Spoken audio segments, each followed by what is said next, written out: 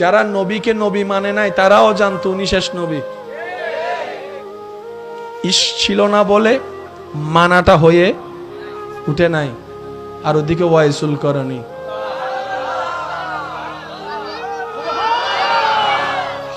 সবাই সবাই সবাই ইশক ভিন্ন জিনিস। ইশক এটা কি বলবো, আল্লাহ। দুনিয়ার নিয়ম হচ্ছে পড়ালেখা সারে পড়া দিছে, পড়া আদায় করছেন, ছুটি। দুনিয়ার নিয়ম হচ্ছে পড়া দিছে, পড়া শিখছেন, আর ইশকের মামলা ভিন্ন। যে পড়া আদায় করবে তার ছুটি নেই। সুবহানাল্লাহ বলেন না।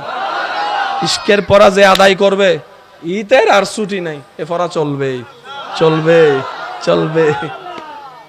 দুনিয়ার পড়া শিখলেই বলেন না, দুনিয়ার পড়া শিখলেই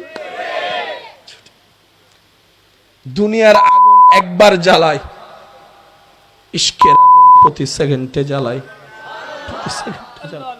সিদ্দিক আকবর নবীর দরবার থেকে বিদায় নিয়ে আসার পরে সারা রাত ঘরের মধ্যে ছটপট ছটপট করতেন, এদিক হাঁটতেন ওদিক হাঁটতেন, ছটপট করতেন। জিজ্ঞেসকারী জিজ্ঞেস করে, একটু আরাম তো করুন, সকালে তো আপনাকে আবার কাজে যেতে হবে।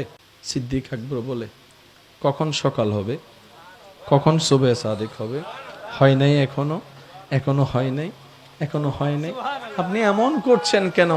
বলে যে সুবহে সাদিক হলে তো আমার অন্তরটা শান্তি হয়ে যাবে, আমি সিদ্দিক ঘর থেকে বের হব, দরবারে মুস্তাফায় যাব, আল্লাহর হাবিবের চেহারাটা আমার চোখের সামনে আমি দেখব।